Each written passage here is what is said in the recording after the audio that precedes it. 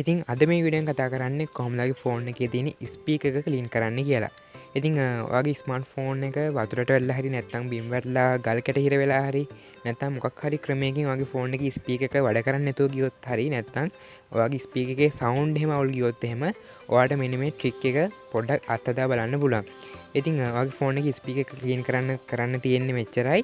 ඔයා යන්න ඕනේ ඔයාගේ ෆෝන් එකේ තියෙන Play Store එකට ගිහිල්ලා ඔයා ස්පීකර් ක්ලීනර් කියලා මෙන්න මේ නිල් පාට ලෝගෝ එක තියෙන මෙන්න මේ ඇප් එක ඩවුන්ලෝඩ් කරගන්න ඕනේ. ඉතින් මෙන්න මේ ඇප් එකේ ලින්ක් එක මම පල්ලා ඩිස්ක්‍රිප්ෂන් එකේ දාලා තියන්න. ඔයාට එතනිනුත් ගිහලා මෙන්න මේ ඇප් එක ඔයාලට ඩවුන්ලෝඩ් කිරීමේ හැකියාව තියෙනවා. ඉතින් ඩවුන්ලෝඩ් කරගත්තට පස්සේ ඔයාලට මෙන්න මේ ඇප් එක ඕපන් කරන්න තියෙන්නේ.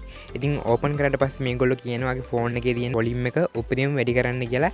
ඉතින් මම මෙතනදී ඔයාගේ ෆෝන් එකේ තියෙන වොලියුම් එක උපරිම වැඩි කරන්න.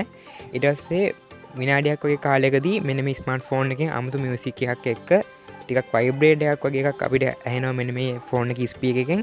ඉතින් මෙහෙම වුණාට පස්සේ ඔයාගේ ස්මාර්ට් ෆෝන් එකේ තියෙන ස්පීකර් එක මෙන්න මේ ඇප් එක මගින් ඔයාලට ක්ලීන් කරලා දෙනවා.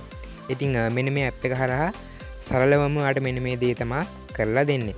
ඉතින් මොකද හිතන්නේ අද වීඩියෝ එක ගැන? ඉතින් අනිවාර්යයෙන්ම කැමති නම් ලයික් එකක් දාන්න. ඔයාගේ අලුත් බලන වීඩියෝ එක ෂෙයා කරන්න.